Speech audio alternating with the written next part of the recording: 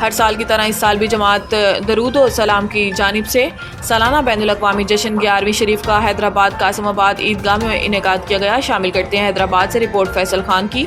महफिल का आगाज़ तिलावत कलाम पाक से हुआ, जबकि हैदराबाद और कराची के मारूफ सना खान ने नजराना अक़ीदत पेश किया। महफिल में जमात दरूद व सलाम के बानी और सरप्रस्त आला पीर अल सैयद सखी अवैस अहमद शाह जिलानी ने अपने पुरनौर बयान से शुरका के दिलों को मुनव्वर फरमाया। महफिल में सिंध समेत पाकिस्तान भर से मुरीदैन और अकीदतमंदों की बड़ी तादाद में शिरकत की। महफिल में सख्त सिक्योरिटी के इंतजाम भी देखने में आए।